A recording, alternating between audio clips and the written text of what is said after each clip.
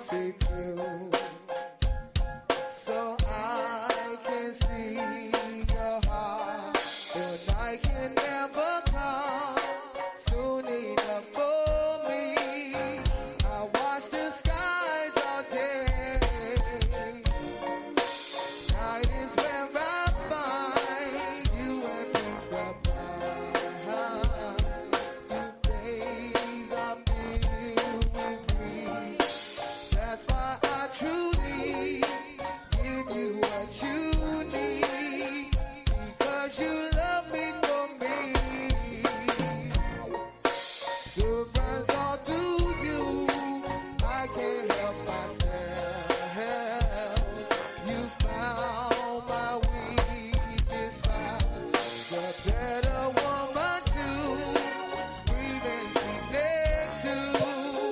That's why I'll always be with you. Yes, I'm funny like a clown, but I'll never down as long as you're around. There will never be a dollar for me. That's why you're shining beneath me. Oh,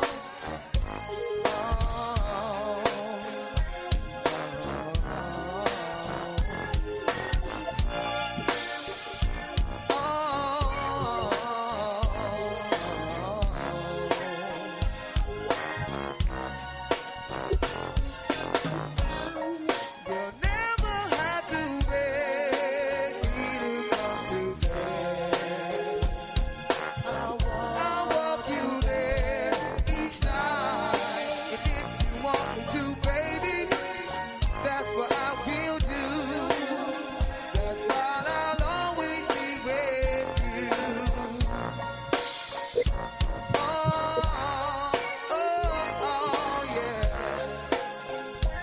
All right, what's up, y'all? I'm back. I just wanted to do this little ditty. I'm just going to go through a little bit of the news today. And there's a lot of news. I think there's a segment of the population that likes the news to be about things that ordinarily would not even exist. The cemetery debacle, would that ordinarily exist, or is that something new? You know, that's just one of the things. I mean, when we're talking about Trump, we're not talking about different. We're talking about abnormal, a negative aspect of difference. You can be different and be, actually well welcomed. You could be different and do something better. But every time Trump seems to do something different, it seems to be pretty bad in terms of the standards in the US. Now, don't get me wrong. We can always talk about standards in different countries. Different countries have different standards around the world. Like, for example, in Saudi Arabia, maybe if you steal a chocolate bar, maybe, I don't know, but I'm just saying, I've heard this before. Maybe you get your arm chopped off. Maybe you get executed. In the United States, one of the standards has been a candy bar you get arrested for. Maybe you get, a misdemeanor, charge, and you get released from jail or whatever, the whole, temporary spot they take you to, and the things go up from there, right? Well, the world is full of differences like that. And, but when we're talking about the world, we're also talking about standards, customs, norms, and it's pretty much been established throughout, at least the modern times of U.S. history, that you don't do what Trump has done in the cemetery, and you don't gaslight people. American presidents have been going to Arlington Cemetery long before Trump even thought to ever run for office. And if you pay close attention to that job, you would notice that, you know, it's not used for political campaigns. When you're campaigning, you're not supposed to do what Trump did. You see what I mean? And that's just the standard. Now, if you don't like the standard, then why is it that you only don't like the standard when it applies to you? You see, like when someone points out that Trump's way of doing things is, you know, going outside of the norms and the standards already in place, you shouldn't take offense when it's just because it's about Trump. You should understand that these are criticisms that have been made about many and will be made about many. There's laws, there's norms, there's standards. And the US military has said clearly that what Trump has done violates the purpose of the cemetery. That it violates it. It is restricted. It is illegal to do what he did. And for some strange reason, there's a lot of people that when they're dealing with Trump, it doesn't matter who Trump is talking about. It doesn't matter who Trump is harming. It doesn't matter who Trump is attacking. There's always an excuse. Trump supporters always have an excuse. And I'm pretty sure at this point that a lot of what you see online of Trump supporters are not even American citizens. You know, it's been made clear. You know, there's loads and loads of troll farms that are on the internet pretending to be American citizens that are not. Yeah, and simply, if there was a president that was running, a person that was running for president, if it was legal, and that president wanted to commit genocide on a certain population in the United States, I'm pretty sure there'd be a lot of trolls out there on the internet supporting that person. Why? Because it harms the U.S. It harms Americans, and that's what it's like in the world, you know, of politics. When you're a success, it comes with the territory. Criticism comes with the territory.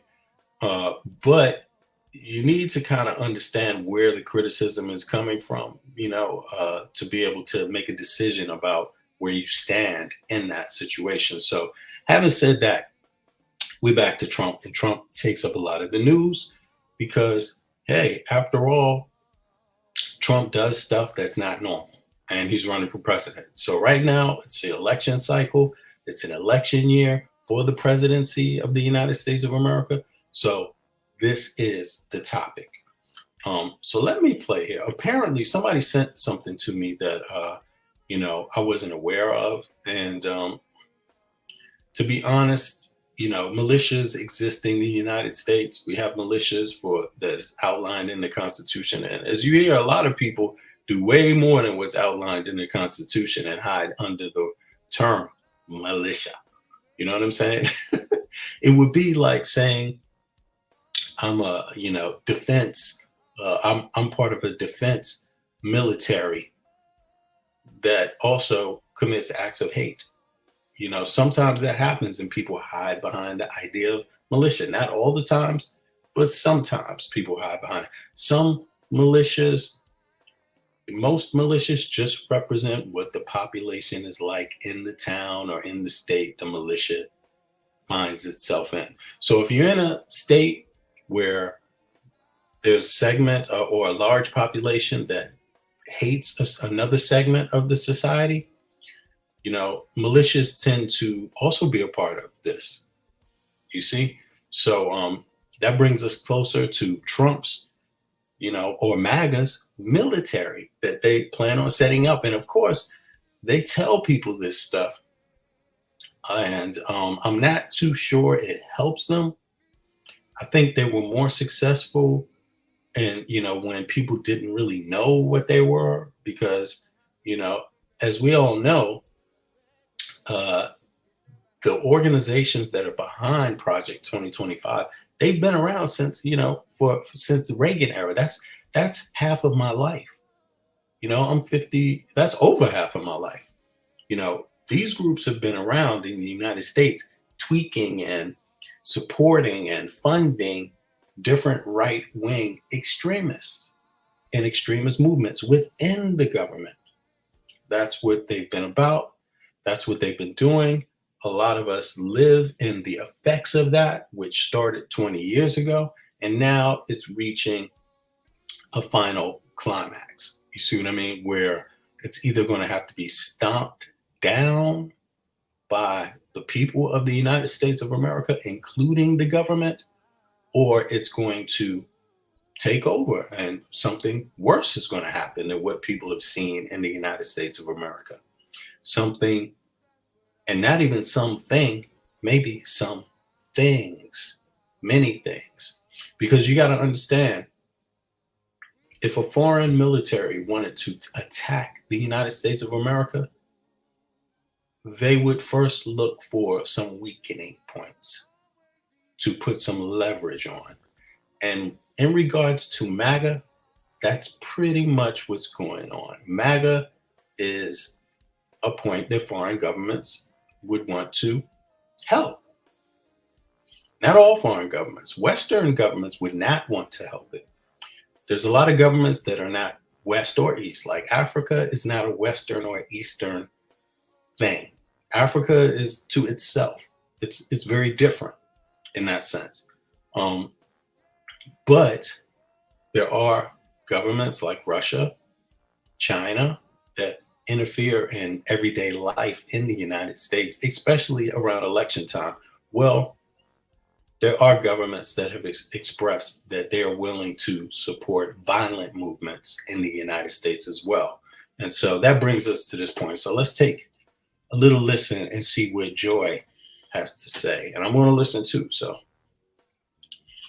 Vote Vets warns about how Project 2025 would enable Donald Trump's worst instincts when it comes to his role as commander-in-chief. If one were to write a credible roadmap to transform our democracy into a dictatorship, this is what it would look like. And a big part of that is to turn the most effective, professional, and nonpartisan fighting machine that the world has ever seen into Trump's MAGA military force, ready, willing, and able to deploy against our fellow citizens should Trump issue an illegal order. Joining me now is retired Army Major General Paul Eaton, Senior Advisor to Vote Vets. General Eaton, thank you so much for being here. We know from his history that Donald Trump asked Mark Esper, his defense secretary, whether he could shoot protesters in the legs or something after the George Floyd protest broke out. Trump told the U.S. general to just shoot protesters. That is a claim in a book previously. How much worse could it get with Project 2025 in power?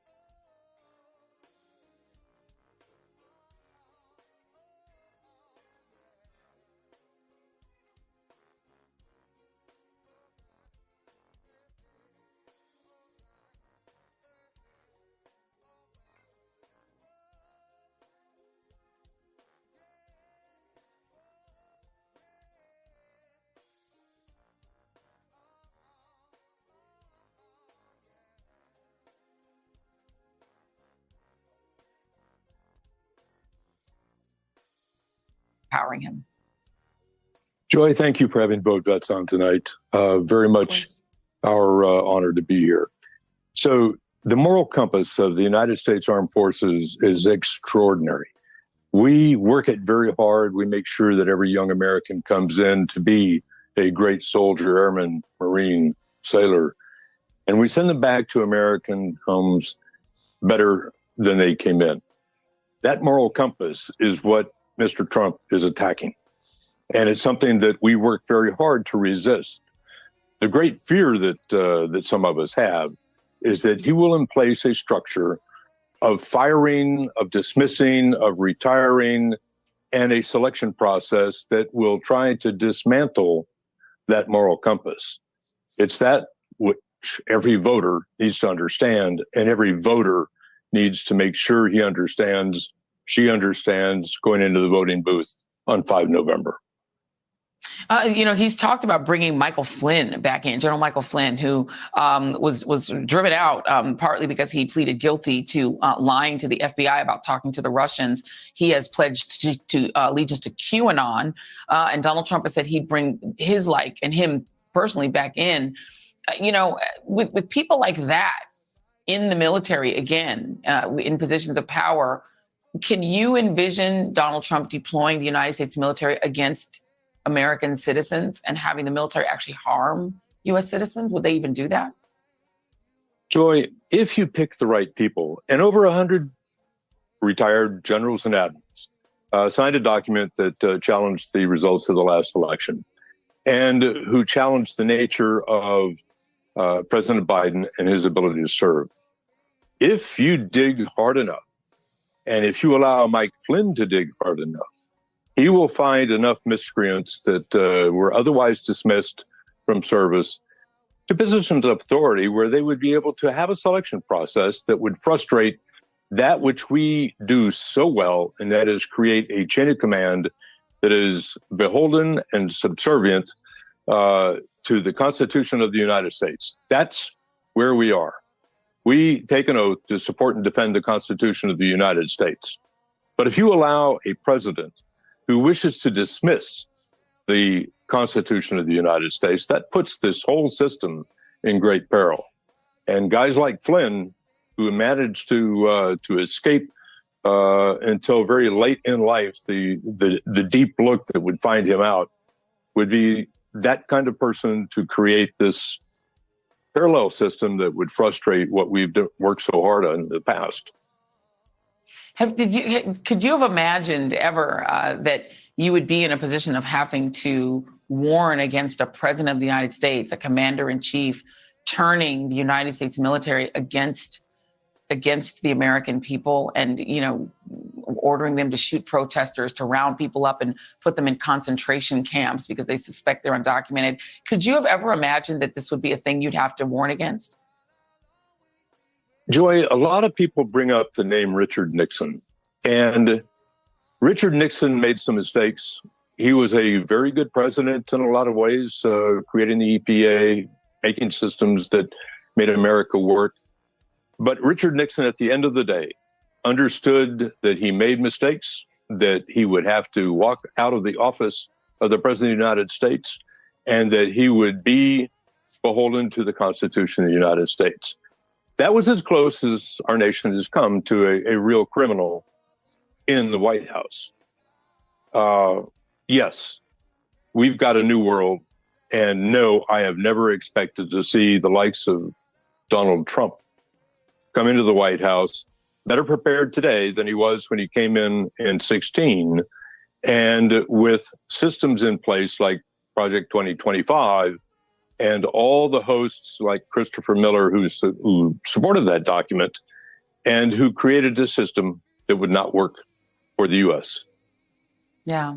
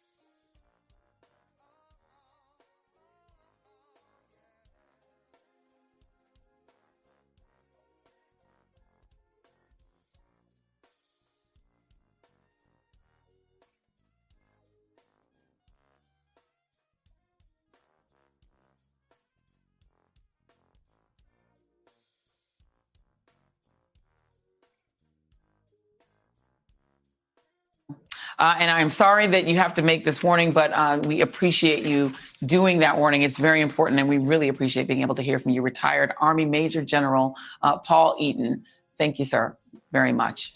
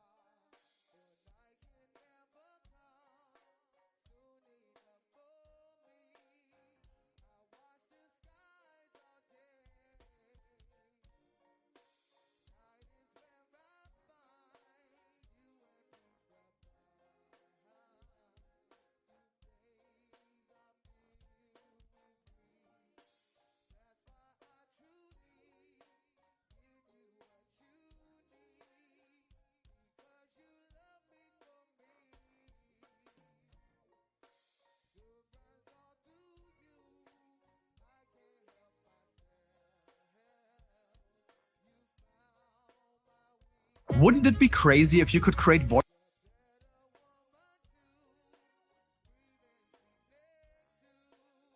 Went through Project 2025 and laid out how devastating this plan could be to the nation's military. Check it out.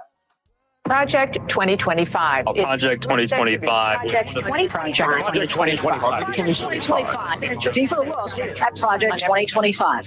You've probably heard about Project 2025, the 900-page manifesto drawn up by Donald Trump's MAGA allies to radically remake our country.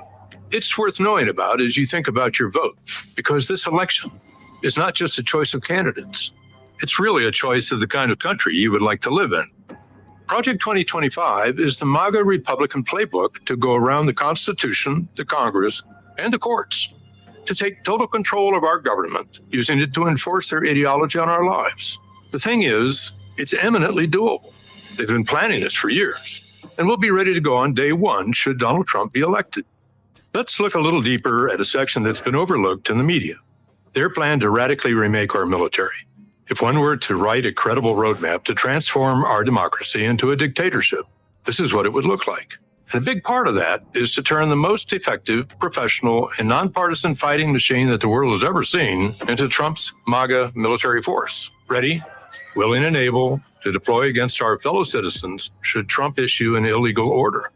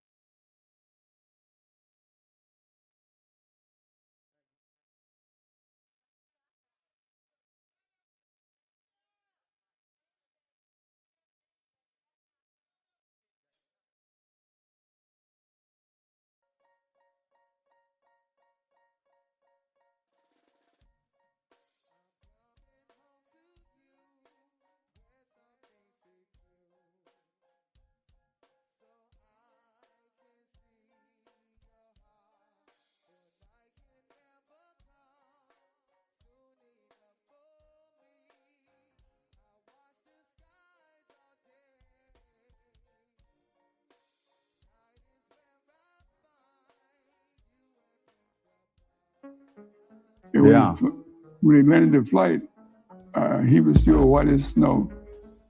And Trump I was was. very upset. And I started raising a lot of noise at the mechanics who maintained those helicopters. I asked him by mean time to failure, qualification of those helicopters, and given the fact that one had crashed about 6 months earlier, killing 3 of his top executives. He should have been demanding that they do reliability. You hear that? Did you hear that? 3 of Donald Trump's executives died in a helicopter crash in 1989. The incident occurred on October 10, 1989, when a helicopter carrying top executives from Trump's Atlantic City casinos crashed. The victims were 1. Mark Grossinger-Etes, president of the Trump Plaza Hotel and Casino. 2. Stephen Hyde, president of the Trump Taj Mahal. 3. Jonathan Benanov, executive vice president of the Trump Plaza Hotel and Casino. The helicopter was en route from Atlantic City to New York City when it went down in a wooded area in northern New Jersey, killing all 5 people on board, including the pilot and co-pilot. Donald Trump was not on the helicopter, but had originally planned to be on the flight. He changed his plans at the last minute, which spared him from being on the ill-fated flight. People on board, including the pilot and co-pilot. Donald Trump was not on the helicopter, but had originally planned to be on the flight. He changed his plans at the last minute, which spared him from being on the ill-fated flight.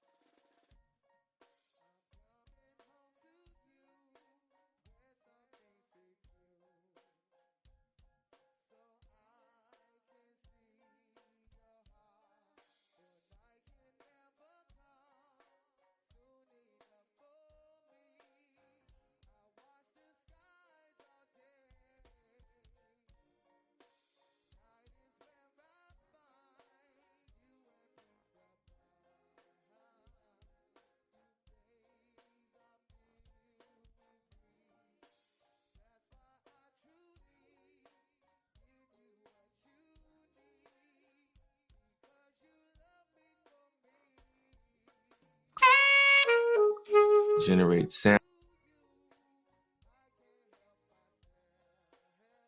In 4 steps. MAGA military force. Ready, willing, and able to deploy against our fellow citizens should Trump issue an illegal order. It achieves this goal in 4 steps. First, it corruptly uses the power of the presidency to fire flag officers, generals, admirals, and so on, who they deem not sufficiently loyal to Trump. Second, it stops promoting anyone in the military who doesn't pledge allegiance to their agenda. Third, it obliterates military readiness programs that ensure our diverse forces know how to work together. Fourth, it actively recruits troops who may have been targeted for radicalization by white supremacists. And then, it enables the use of the Insurrection Act to deploy the military inside the country against political opponents, protesters, or just about anyone Donald Trump chooses. That's a lot. So let's walk through it. The first step in creating a military that is loyal to Trump and carries out whatever order Trump gives, legal or not, is to remove all obstacles at the top. That means clearing out generals, admirals, and others who would refuse to carry out illegal orders in accordance with the Constitution. Trump himself has made it clear.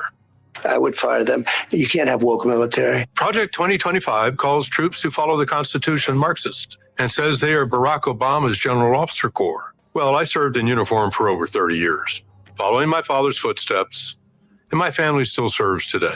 I can assure you that there aren't many Marxists in the military. So who are they looking to fire? Anyone who is loyal to the Constitution above all. Once they clear out top ranks, they will only promote MAGA loyalists. They falsely claim that promotions under previous administrations were illegitimate, and that the antidote is to freeze promotions, even if people are in line and qualified, unless they are MAGA loyalists. That clears way for Trump to move his handpicked people into key military leadership positions and acting roles, sidestepping any Senate confirmation vote. And who might he choose? We're talking about people like disgraced retired Lieutenant General Michael Flynn, who pled guilty to lying to the FBI in a Russian influence case, but was pardoned by Trump. General Flynn, he's some general, he's some man. He took abuse like nobody could have handled, and he came out bigger, better, stronger than ever before. We love him. He's a leader. And you just stay wealthy and healthy and well and everything. I want you to have great lives in general.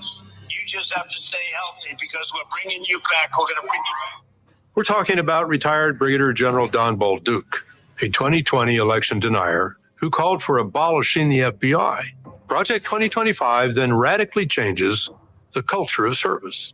The report spills a lot of ink falsely arguing that the military spends most of its time on social engineering, Marxist indoctrination, critical race theory, and diversity, equity, and inclusion.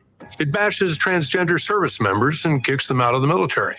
Anyone who has worn the country's uniform knows there is no Marxist indoctrination or social engineering going on.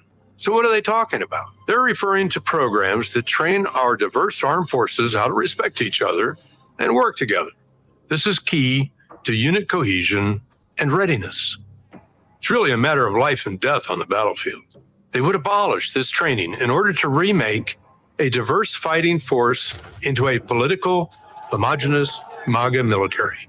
Finally, Project 2025 curiously stresses the need to reward 8,400 troops who were discharged for refusing orders to be vaccinated.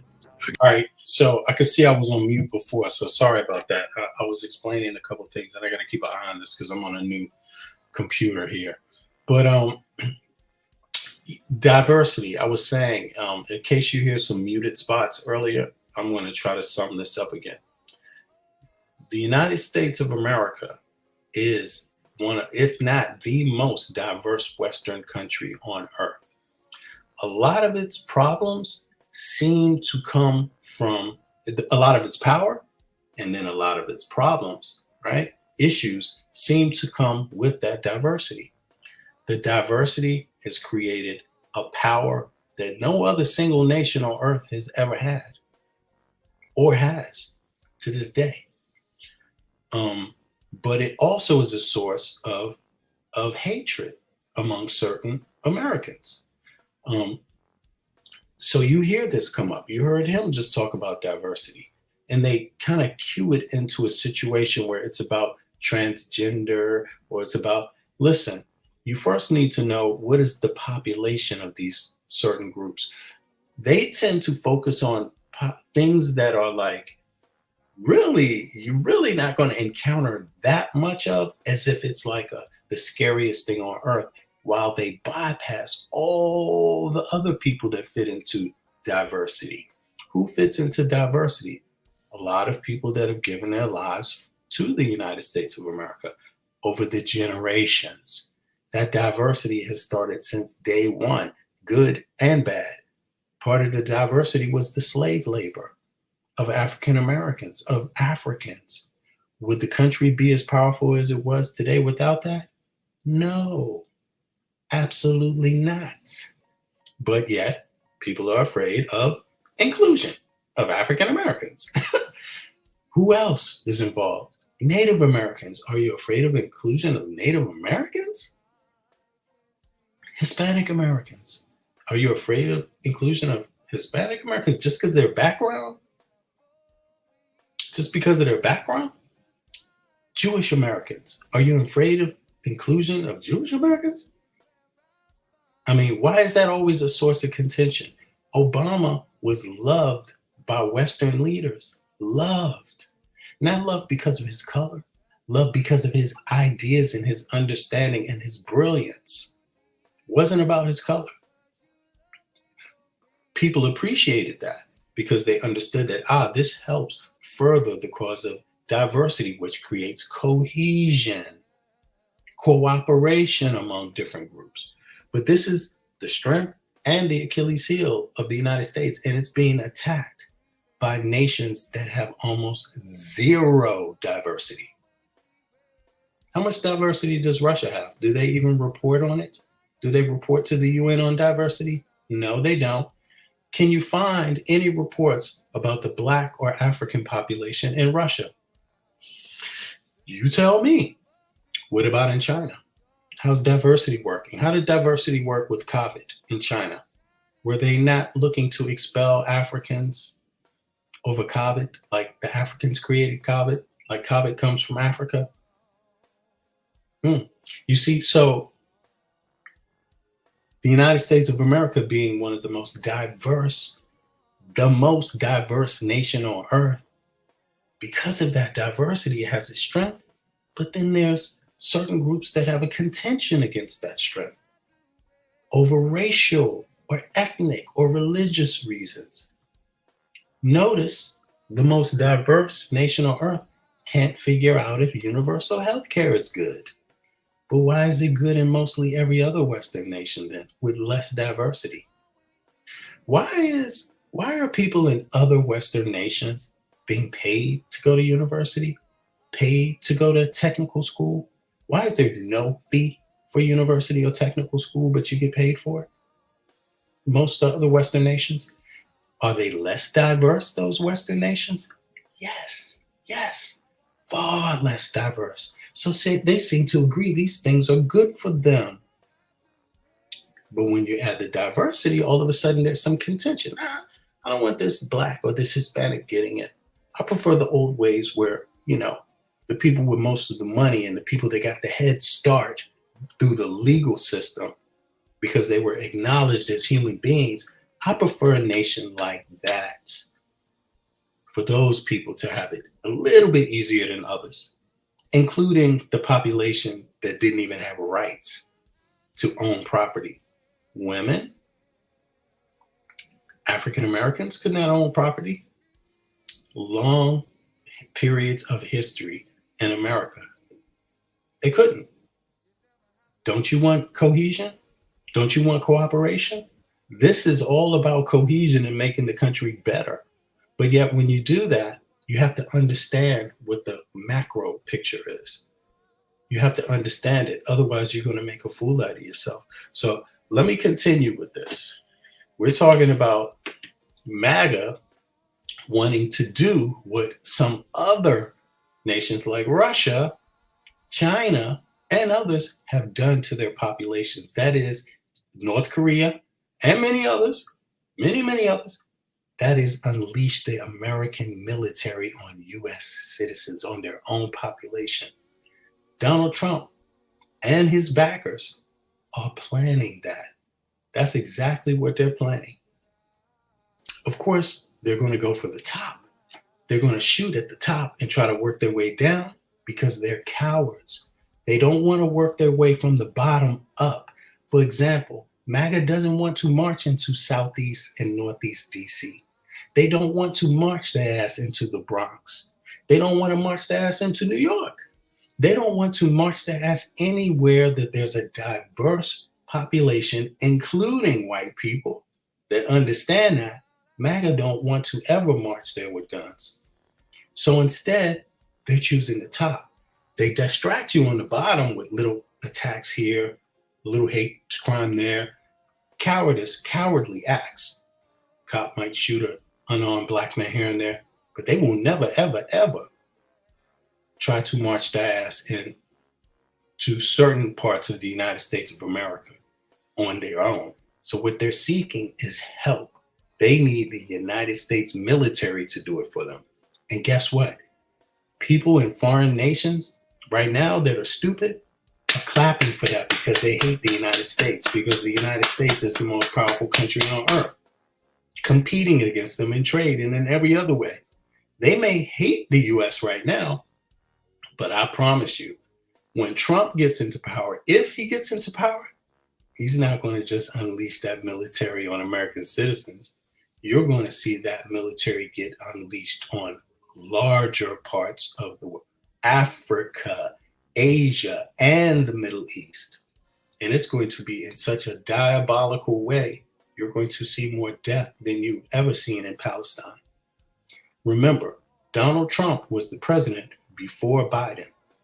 Donald Trump moved while Palestinians and the rest of the world was complaining about Israel occupying more land, taking more land. Donald Trump is the president that moved the United States embassy into occupied land. He gave Israel the green light. Remember, it will come for you too. This is not about Donald Trump or Biden. This is about living in a space where there's some laws and restrictions versus living in a place where there's zero. And you have to understand the difference. It can get worse. It can. So just think about that. I'm an American citizen. I'm from Washington, D.C. I live in Denmark. I live in Copenhagen. If I want to go to school tomorrow, I get paid to go to school. I don't pay fees for that. If I want to go to the hospital, I don't pay fees for that. There's universal health care here. So I'm only saying this as an American, sharing information that you may not know to broaden your view on the topic. So let's continue with the military plan of MAGA. Against COVID, 25 curiously stresses the need to reward 8,400 troops who were discharged for refusing orders to be vaccinated against COVID during the pandemic. It rewards them with back pay and full restoration of rank to lure them back. Wonder why? Well, far-right conspiracy groups and white nationalists have spent years targeting people who are anti-vaccine to recruit and radicalize. They buried them in anti-government propaganda and MAGA conspiracy theories. These are not people you want to hand a military weapon to and hope for the best. So, how might President Trump use this MAGA military? Well, we don't have to guess. Think back to when he ordered his staff to deploy the military to shoot protesters demanding justice for George Floyd's murder. Just shoot them in the legs, he ordered. Unfortunately, the chairman of the Joint Chiefs and his Secretary of Defense rightfully told him no. What specifically was he suggesting that the U.S. military should do to these protesters? He says, can't you just shoot them? Just shoot them in the legs or something. And he's suggesting that that's what we should do, that we should bring in the troops and shoot the protesters. Donald Trump learned that when people are loyal to the rule of law and the U.S. Constitution, they can stop him. He won't make that mistake again.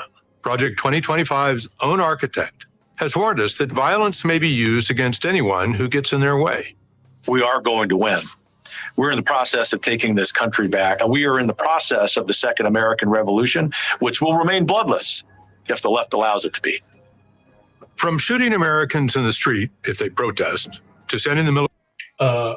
That last part right there, if the left allows it to be, you have to understand that statement that he made, it's an announcement of war against a certain population. It's an announcement to inflict violence on a certain population of the United States for their political views. What he just stated can easily be seen as a terroristic threat. What we're going to do about it, I can tell you one thing. There's a lot of Americans, regardless of the gun rules, there's plenty of guns running around the United States of America. That's sure. You don't really need a license to even get a gun. You see, if MAGA people ever try to come anywhere where there's some social cohesion between different ethnicities, Jews, blacks, Hispanics, Muslims, Quakers, women, yes, diversity, you're going to wish, you want to see something that you never ever expected, because the left doesn't preach violence. But we know we have the right to defend ourselves. That's in the Constitution. So when it comes to some sort of civil kind of war, we won't need a license at all. We can already go and train in places where it's not even legal to have a gun in your home. You can still go to the range and practice. Yeah, you just pay a little fee, the gun club. Shoot all kinds of guns. That doesn't mean you're a gun fanatic. That doesn't mean you want guns to be out on the street among everybody. That doesn't mean that. You see, so, there's some nuances people need to catch up to, but that is in my view, that was a terroristic threat towards the left. People outside of the United States that support Donald Trump, you need to understand, if he inflicts any political violence in the United States, he's definitely willing to inflict it and commit it on someone outside of the United States, on governments, on those places that he calls shithole countries. Yes. Remember, Donald Trump moved the United States Embassy. He was the president that moved the United States Embassy into what is considered occupied territory of the Palestinians. Remember, he gave Israelis the green light by doing that. Even Israelis, a lot of Israelis didn't even agree with that. They're like, why is he doing this? This is only going to create a worse problem. And it did. It definitely did. You know what it did? It caused Hamas to react. Sadly, which is not, I would never advise. Listen to me. I would never have advised Hamas to do what they did, because I know exactly what would happen after. And that's what you're seeing. Was it worth it? You have to ask Palestinians if it was worth it. Don't ask Hamas. Ask Palestinians. Was it worth it? Was what Hamas did worth it? I'm pretty sure they will tell you no. I'm pretty sure, because, could it ever be worth it? That much killing? If Donald Trump gets elected, he's going to commit these acts in the United States. And if he gets away with committing them in the United States, he will use them on the rest of the world as well, without one thought or care about the death inflicted. If Donald Trump gets elected, right, no matter what, people that are calling for violence, those are the people that are getting the aid of foreign governments. That's going to create a much bigger problem. So just think about it, because we're getting close. We're getting close. And we know Donald Trump is far from his worst. There is no bottom with Donald Trump. There's no bottom. There's no bottom. He'll kill American citizens just as quick as he would kill anyone else. You see, being called a shithole country is not a sign that Donald Trump values your life. Remember Africa? Remember that? If you think he's just talking about Africa when he's talking about shithole countries, then what do you think he thinks about the Middle East? What do you think he thinks about the Middle East?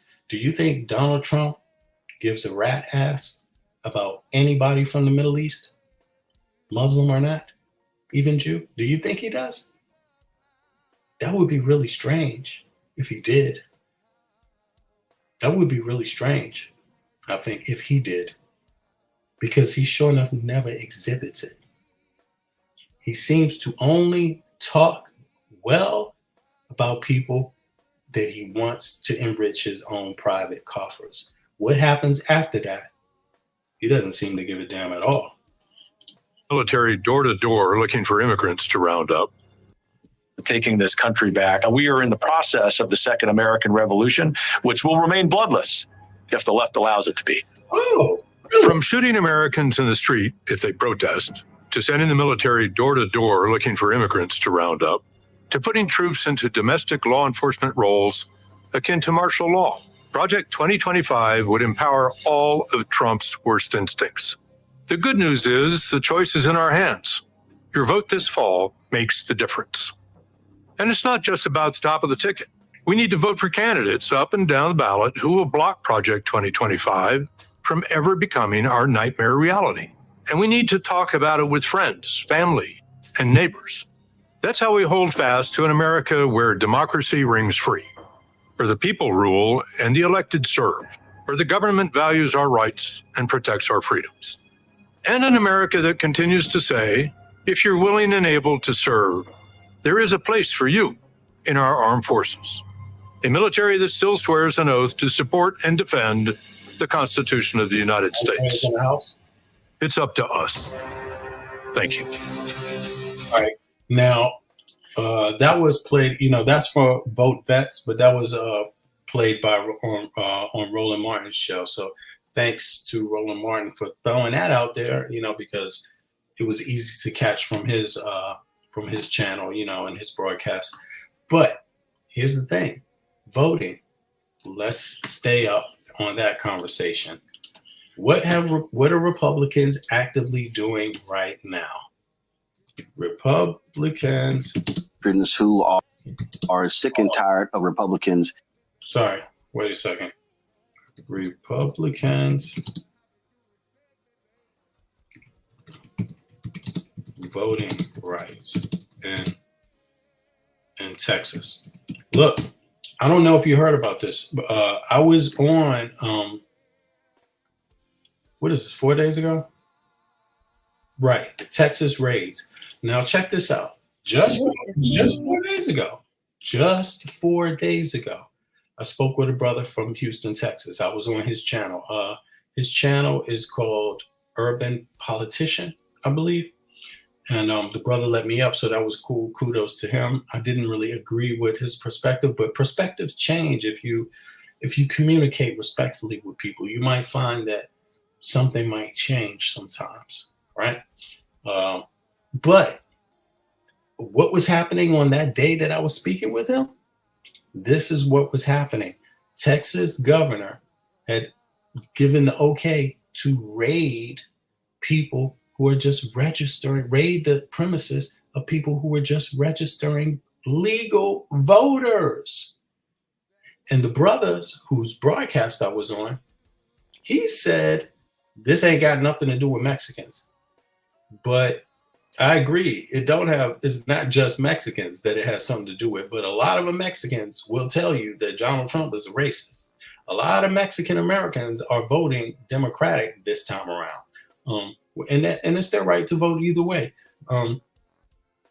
But these people that this governor in Texas was attacking, many of them are Mexican Americans that are legally registering people to vote.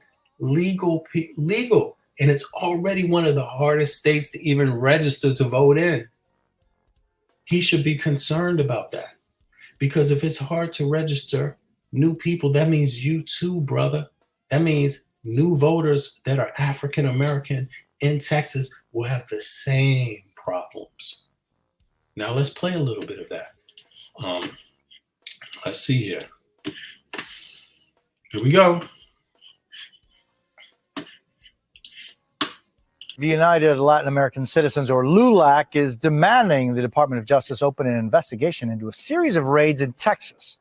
The raids were carried out last week, targeted Democratic Latino voting activists, volunteers, and political operatives.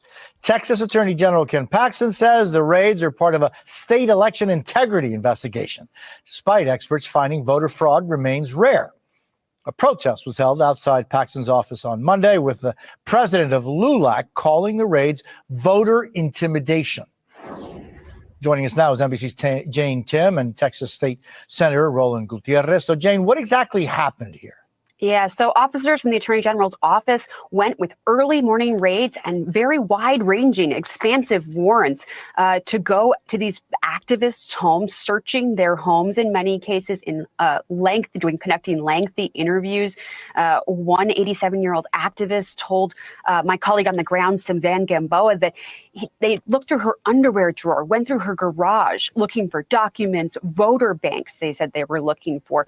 Now, Texas has very strict rules about how people can help others register to vote or cast a ballot in any way. And it's clear they're looking for violations of that. Attorney General Paxton has been looking for voter fraud for a long time, despite, as you say, the fact that this really is not a widespread problem in the United States. He's been very vocal, saying that he believes there is widespread non-citizen voting that will be used to steal the November election. And it's hard to put that aside when he is raiding the homes of Latino activists in Texas who do voter registration efforts within the parameters of those rules. Now, we don't know everything about this investigation. Of course, it is ongoing, but we do know they are targeting for voter harvesting and voter or identity theft crimes that they state in the warrant that we were able to obtain. Jane Tim, thank you so very much. Senator, it's always great seeing you. I'm just wondering, what do you see happening here? Jose, this is voter intimidation is what it is. He is intimidating Latinos. I mean, here you have a twice indicted, impeached attorney general on probation of some sort for securities fraud, owes $271,000. It's important to say those things because we have to consider the source. And now you hear this? This man, it's not the governor, it's the attorney general. I'm sorry. This man already is in hot trouble under the law himself for not following it. Yeah, he's looking for the needle in the haystack. He's going to rip through everybody's home, right? Every person that wants their neighbor to vote, that's encouraging people to vote, to register to vote, he's going to rip through their home looking for the needle, one tiny needle in all the society. And he doesn't find that that's going to put the state in trouble. I mean, I really hope each and every individual who has their home raided sues that goddamn state, because this is state violence when you're doing that. State intimidation also, it's called voter intimidation, but the penalty for that needs to go up because there's a racial aspect to it.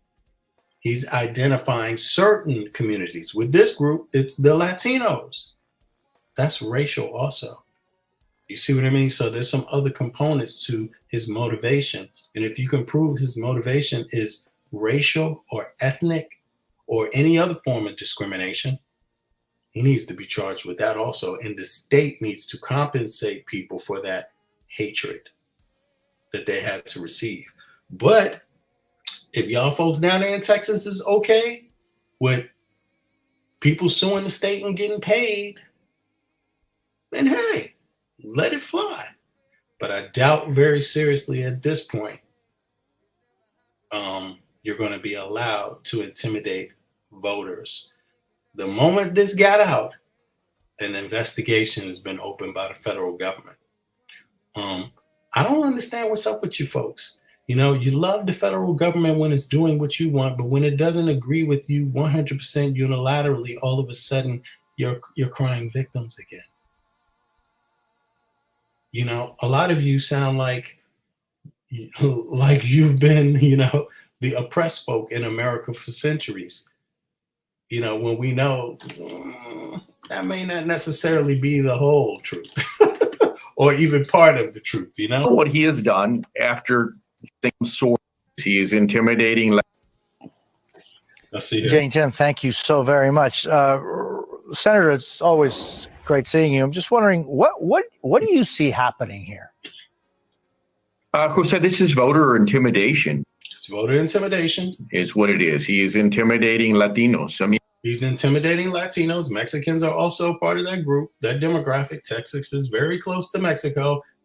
And here you a lot of first, second, third, fourth, fifth, sixth generation Mexican descents live in there. They're Americans too. Have a twice indicted, impeached attorney general. Twice indicted, impeached attorney general giving the order for these raids against these law-abiding citizens who are only doing their civic duty, registering Americans to vote.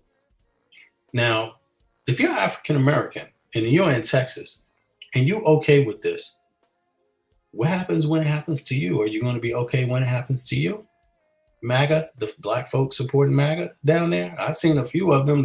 Now they're on the run. They're pretending like they don't support MAGA. They're pretending like they don't support Trump, but they're still attacking folks that want to put an end to voting intimidation. They're still attacking Kamala Harris for her ethnicity, which has nothing to do with her governance. They're still, openly attacking democracy. When you have a president that's allowed to subvert the Constitution, make the Constitution work just for himself alone. That's what the Supreme Court did, just so he wouldn't have his ass thrown in jail for the crimes Trump already committed. So you're talking about criminality, which is only going to end in one situation. You know, do you want to circumvent that and help put it down, the criminality? Or do you want it to grow and have a worse reaction towards the criminality? On probation of some sort for securities fraud. Owes 200. Securities fraud? You see, so these are fraudsters. This is a fraudulent individual. 71,000. It's important to say those things because we have to consider the source. And now what he has done after historically doing this kind of activity before elections in districts that Republicans are trying to win over, like they are trying to win in House District 80, he goes in and makes up these false accusations that he then gets to go on the stump with. A lot of diversity in that picture, huh? And not one smile either. Just like, I'm angry, we're here. Damn. Like, they're angry about a ghost that they can't even find.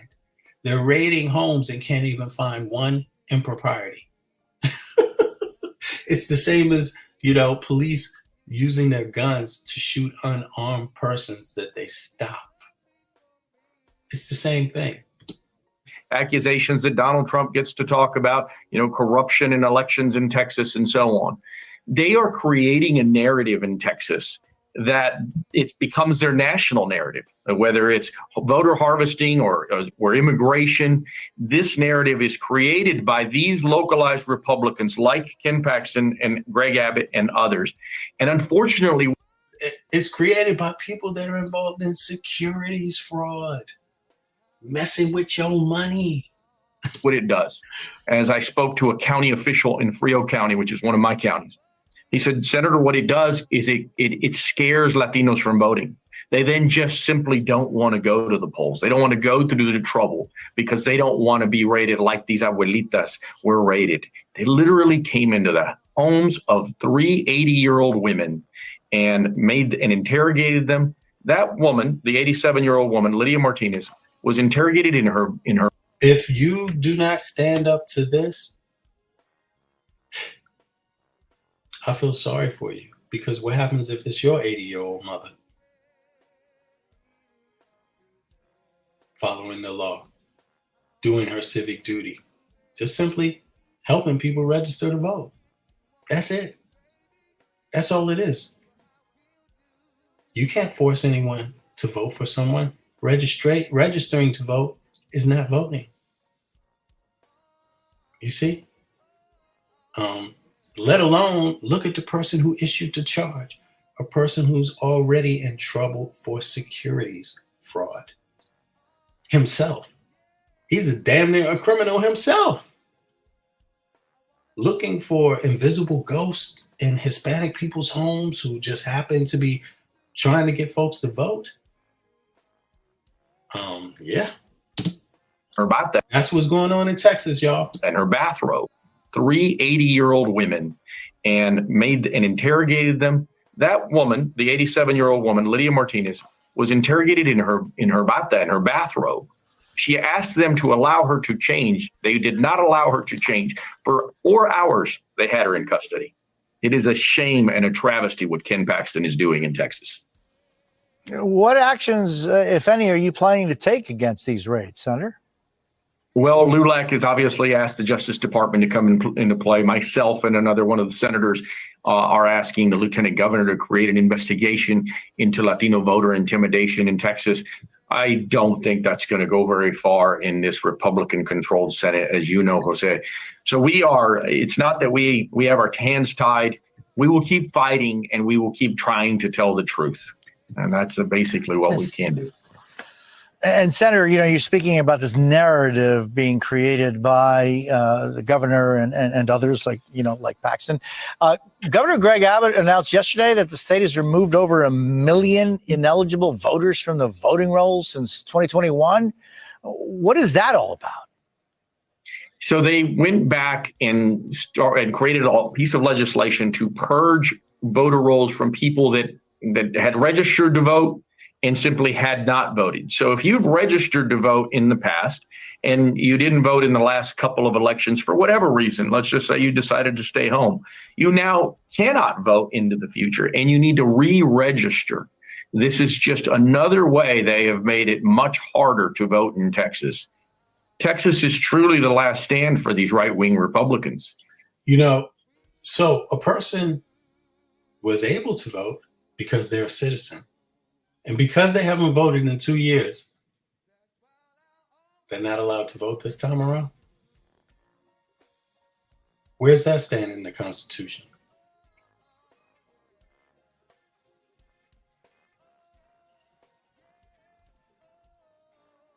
A million voters?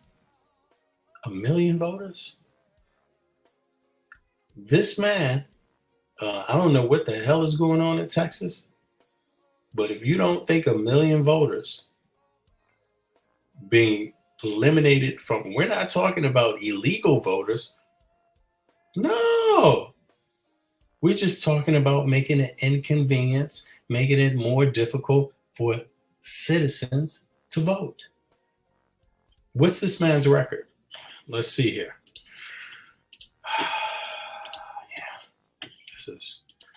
Thank God I'm from DC. Thank God I'm from DC. Just thank God I'm from DC. We can vote when we want to. Anybody saying I shouldn't be able to vote, fuck you. Okay, just very simple and plain. My family is from the United States of America. We've been there since the colonies, the days of the colonies. Anybody saying that I shouldn't be able to vote any day that I feel like it, fuck you to your face, basically. And I hope people in Texas do something about this. Andrea, you're in Texas, but I'm not saying people should resort to violence, but people need to come together despite their backgrounds and deal with that problem. That's a whole lot, heaping a lot of people. But let's see here. Let me play this about this man. Ken Paxton, the Attorney General of Texas, has been embroiled in multiple legal controversies and investigations. His legal issues have ranged from allegations of securities fraud to accusations of abuse of office. Here's a summary of the key legal issues surrounding him. 1. Securities fraud charges. 2015 teen present. Indictment. In 2015, Ken Paxton was indicted on 3 criminal charges: 2 counts of securities fraud, first-degree felonies, and 1 count of failing to register with state securities regulators, a third-degree felony. Allegations. The charges stem from accusations that Paxton persuaded investors to buy stock in a technology company called Servergy Inc. without disclosing that he was being paid by the company. Additionally, it was alleged that he misled investors about his own investments in the company. Legal proceedings. Paxton has pleaded not guilty and has claimed the charges are politically motivated.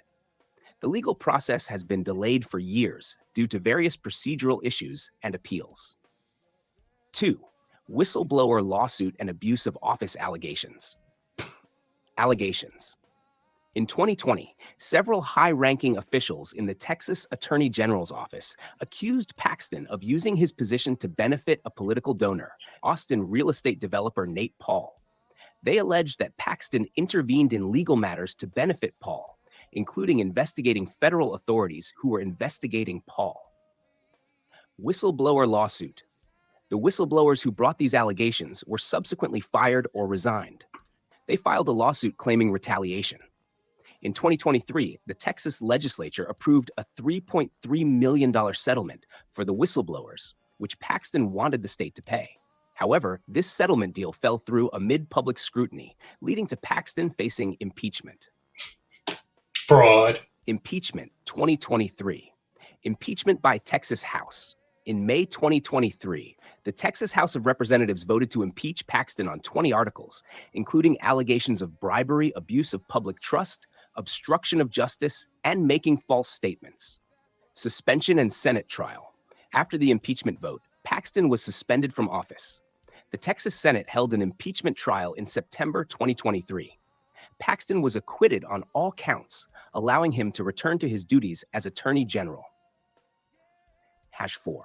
Ongoing federal investigations. Possible federal charges. Separate from the state legal issues, Paxton has also been under federal investigation related to the same alleged actions involving Nate Paul. As of September 2023, the outcome of these federal investigations remains unresolved. Ken Paxton's legal troubles have been significant and ongoing, and while he has managed to avoid conviction or removal from office thus far, the investigations and controversies surrounding him have seriously impacted his career and reputation. Yeah, that's that dude. And, you know, if that's who you want to elect as a public official, if that's who you trust, I really wonder what's going on. You know, has Obama ever been charged with any of those crimes? Has Kamala Harris ever been charged with any of those crimes? You know, but here it seems like MAGA folk, they want criminals in office. That's literally what they want. That's what they support. Criminals, misogynist, and racist is essentially what MAGA wants, you know, and it's going to be a problem. It's definitely going, and it's going to be a problem right now in Texas. There's no way that it's 2 months left, this story breaks, and there won't be some very fast responses from the federal government. You see, the state, whatever harm they have done to these women, the state is lucky it doesn't get sued for millions. Keep in mind, this is not the first case of voter intimidation or where there's been, where MAGA people, Trump supporters, have committed illegal acts and used the state as a means to do it. Rudy Giuliani, I mean, he's going to be paying for the rest of, he don't even have the money to pay the women that he intimidated, the women that he lied about that were just counting votes the right way in a room full of other people just counting votes, just doing their job, what they were trained to do for anybody. He lied on them. He compared them to drug dealers. He tried to say that they were passing a USB around to mess with the voting system. No, they weren't. Rudy Giuliani, I think it's $120-something million this man is going to have to pay out to these women. Something like that. But it's not about the pay. These were 2 black women. Do the black MAGA people care about these black women? Probably not. I doubt it. See me, I'm not standing with anybody that violates people because I hate that kind of stuff. I hate discrimination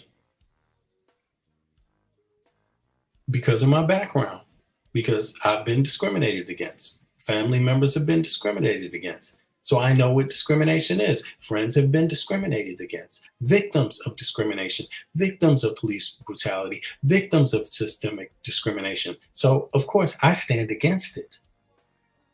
You can't have it both ways. Yeah.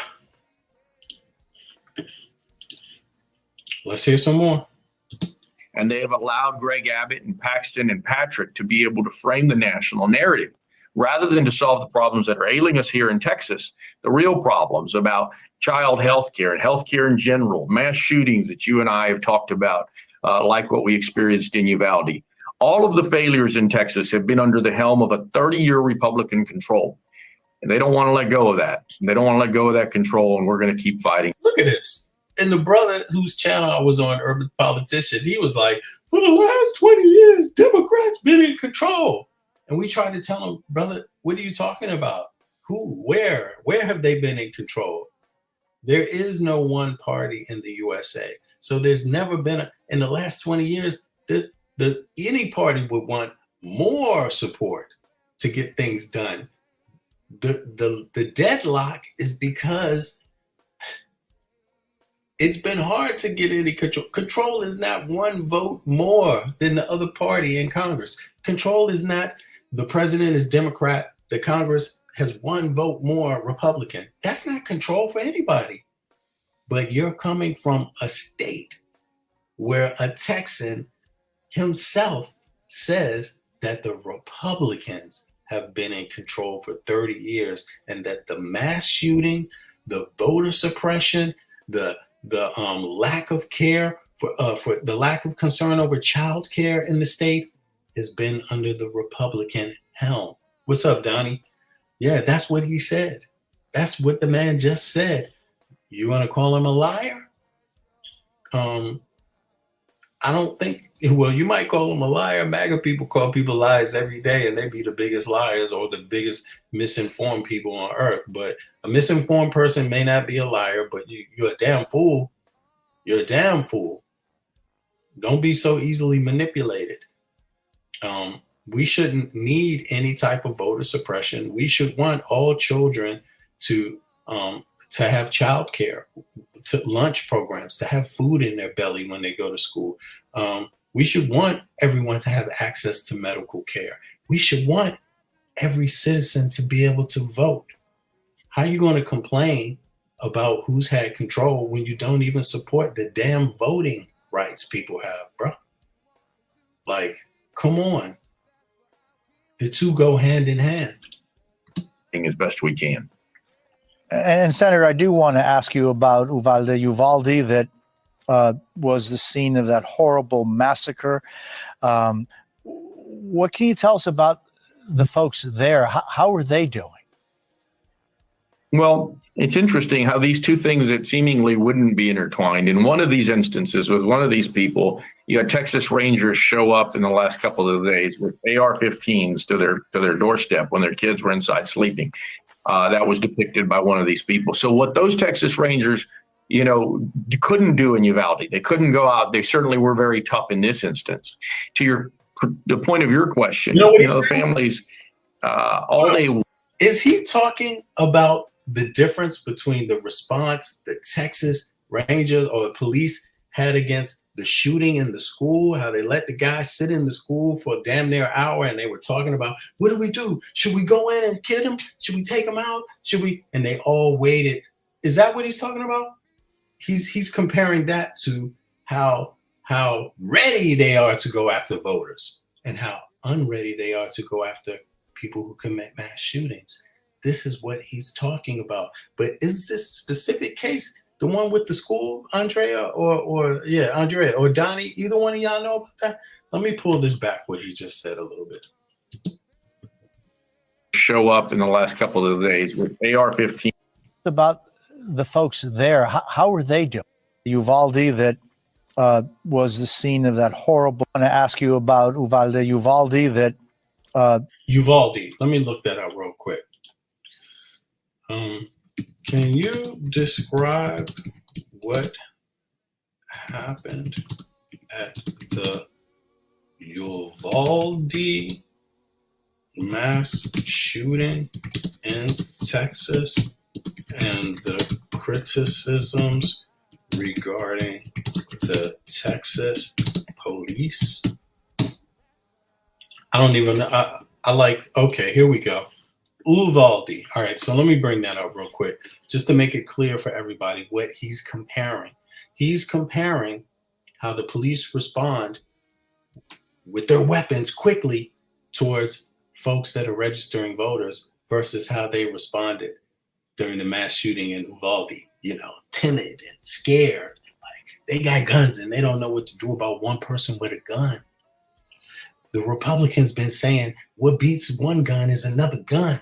But so far, it hasn't worked in the U.S. It doesn't seem to work. And you know why it doesn't work? Because it doesn't make any goddamn sense, because it only takes a couple of seconds to kill a bunch of people. How are you going to arrive later with some guns and stop that shit? That's the point. We should have gun rights, but damn, let's be smart about the logistics, how shit works. But here we go. Let's hear what he's talking about with Uvalde. I got 15 more minutes. Let's hear this. Oops. No, hold on. There we go.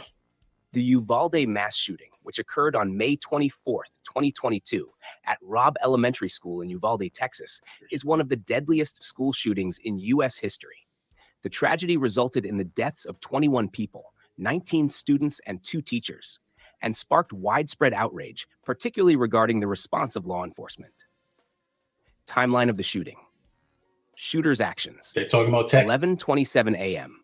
The shooter, an 18-year-old male, crashed his vehicle near the school after firing at nearby individuals. He then entered the school grounds carrying a semi-automatic rifle. 11:33 a.m.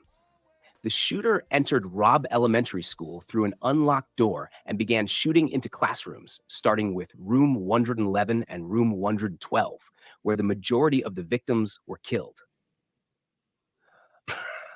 The shooter fired over 100 rounds in a matter of minutes. 11:12 p.m. Despite the presence of law enforcement officers from multiple agencies on the scene within minutes, it took them over 70 minutes to breach the classroom and neutralize the shooter. The shooter remained active inside the classroom for a prolonged period while students and teachers were still alive, trapped, and calling 911 for help. Border Patrol tactical units finally breached the classroom and killed the shooter, ending the massacre. Criticisms of the police response. The response by law enforcement during the Uvalde shooting was widely condemned, leading to significant criticism and investigations into the actions of the officers on the scene. Key criticisms included: 1. Delay in confronting the shooter. Despite arriving quickly at the scene, officers waited in the hallway outside the classroom for more than an hour before engaging the shooter. This delay has been heavily criticized as it potentially allowed more victims to be killed and prevented timely medical assistance from reaching the wounded. 2. Poor communication and coordination. There was a lack of clear communication and command among the various law enforcement agencies present. Reports indicated confusion about who was in charge, which contributed to the delayed response. We know who was in charge. The incident commander, who was later identified as the school district police chief, incorrectly treated the situation as a barricaded subject scenario rather than an active shooter situation, which would have necessitated immediate action. 3. Failure to follow active shooter protocols. Established protocols for active shooter situations generally emphasize the immediate neutralization of the threat to prevent further. All right, I'm gonna let me put this up in the chat. Folks can check that out if they want, but you get the point. You get the point. for some reason, the same state's attorney think he's going to be better this time with dealing with voters, right? Yes. What is this? Hold on for a second. I thought I put in the link. Sorry about that. Where's the link to this bad boy at? I don't have no link here. Come do that. Yeah, there we go. No, it won't work. But in any case, y'all get the gist. They were very active with stopping 3 80-year-old women from registering people to vote, who are part of organizations that have a pristine reputation for registering people to vote in Texas. They sent armed police there to search their home, wreck their shit, like a raid. It's a raid, almost like they're drug dealers. But in this case, when it came time to stop a mass shooter, the police were very timid, disorganized. Who's in charge? Nobody know. I bet you they know who's in charge when it's time to do voter suppression. But when it's time to save children's lives, they seem to be pretty confused about what's going on, although they have all the weapons to do something about it. You know, that's a scary thing when you don't know what to do. Let me tell you, it shouldn't take you too long to figure out that situation and to figure out that, 70 minutes, mass shooter to deal with a mass shooter, one person with a gun. So it's clear that a gun, it may have stopped the shooter after an hour, but it didn't save the lives. Whose life did it not save? Let's read this. 9th tragedy resulted in the deaths of 21 people, 19 students, and 2 teachers. A gun did not prevent those lives. Who's responsible? Trump. Who's responsible for the death? How many people were killed? How many people were killed in the evacuation of Afghanistan? How many American soldiers were killed in the evacuation of Afghanistan? Versus how many were killed right here under, a Republican attorney general?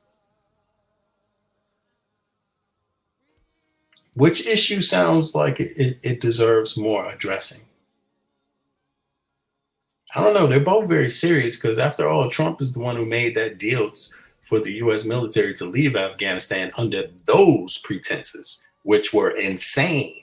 You do not inform the people that you've just been having a war against when you're leaving so they can attack the government that you helped install. How does that work? That doesn't make any damn sense. But that was Trump. Trump arranged it, and since it was arranged and signed by the president, it had to happen. So, yeah, let's go back to this one again. Let's go back to Texas with the voting suppression. The voting suppression, which is ongoing. 3 women in their 70s had their homes raided for registering people to vote in Texas. These 3 women are from pristine organizations that have been registering people to vote for decades now. Let's see here. Was the scene of that horrible.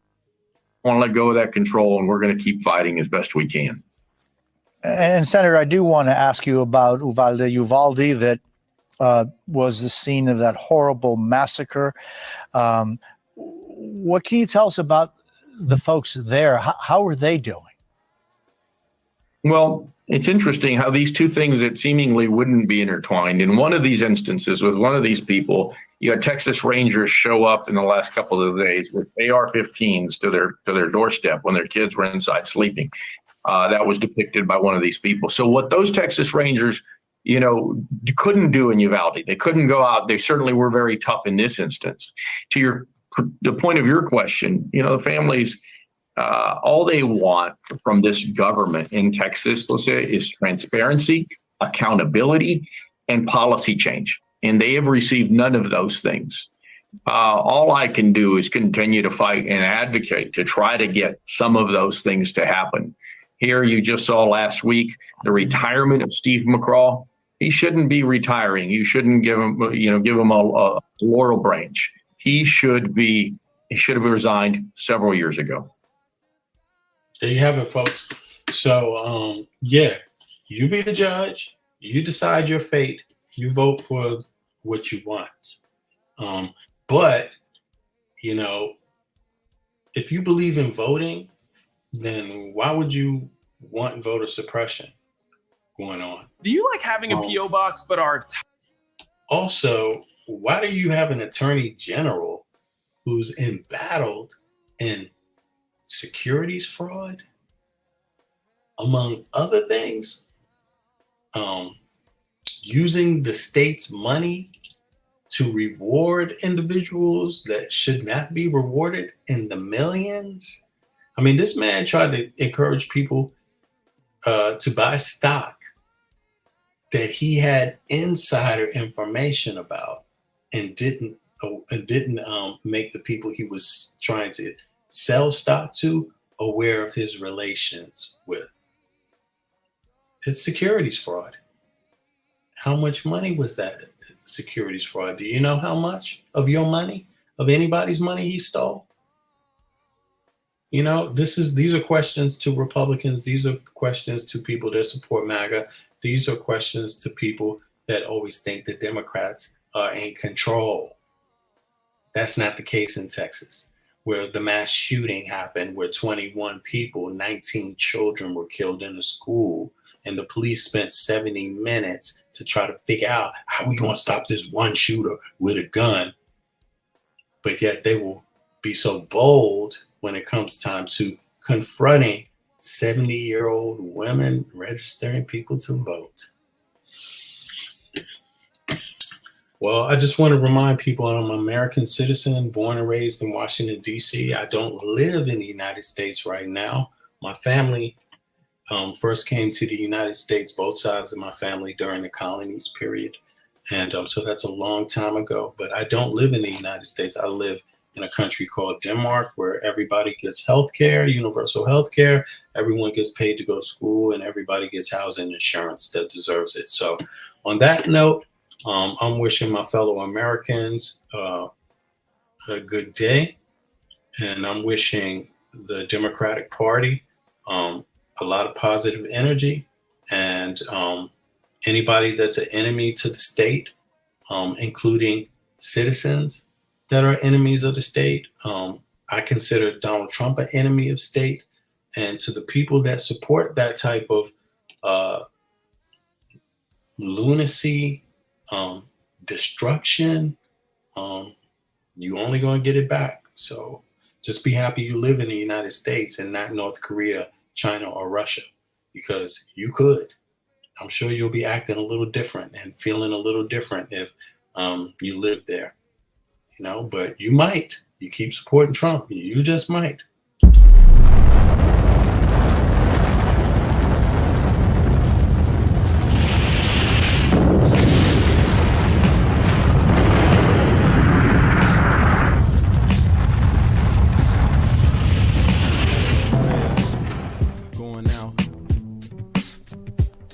To all the peeps close to me and dear to me, the ones that's been there for my whole life, the ones that came later in my life, yeah.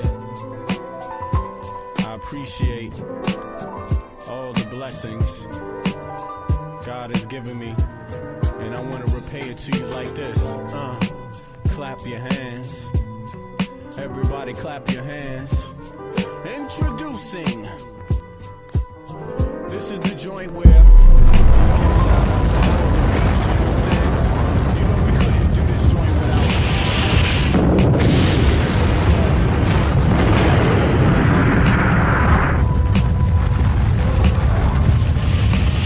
I just ruled the world, I would give y'all everything.